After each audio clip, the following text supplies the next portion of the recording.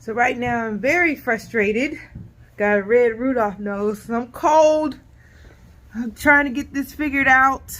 I'm trying to find out what to do under this sink because I've never seen anything like this before. But look at that. This is what happened last night. And I'm so frustrated because I came over here. I turned the water off at the house to make sure the pipes didn't burst. I made a trip back over here now to find frozen pipes. Only in this section of the house. The house is 100 years old, so I knew the pipes were an issue. And this, I got water running everywhere else. Hot water, cold water, working now. Water's working here, hot and cold. It's working in the shower.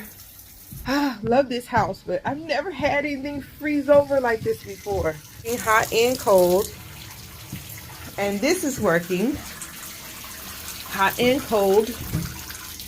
All of that's working now because I've been running it. Just keeping stuff going while I'm trying to figure this out. But I can't get the kitchen to work. So I finally got the kitchen faucet from being frozen, and when it thawed, water started spewing everywhere. And shortly after that, water started spewing everywhere from the back of the washing machine. This is the piece that had to be replaced underneath the kitchen sink that you can see was split open from the ice. And the pipe in the back of the washing machine was actually split open itself. It's not even where the fitting is.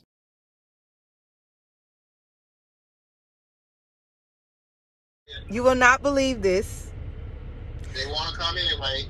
The guy is a plumber. The guy is a plumber. The guy is a plumber by trade. I kid you not.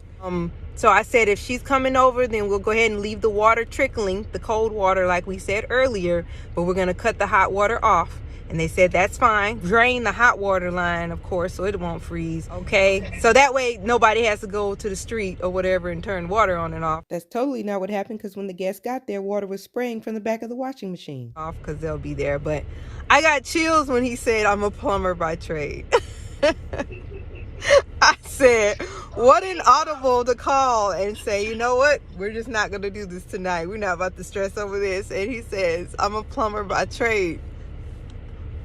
Okay, so this should summarize everything that happened. I couldn't figure out why I had any busted pipes when I turned the water off yesterday. I relieved the pressure, didn't just let it drip until it stopped. The water stayed off overnight. The pressure between the hot water heater and the washing machine was never alleviated.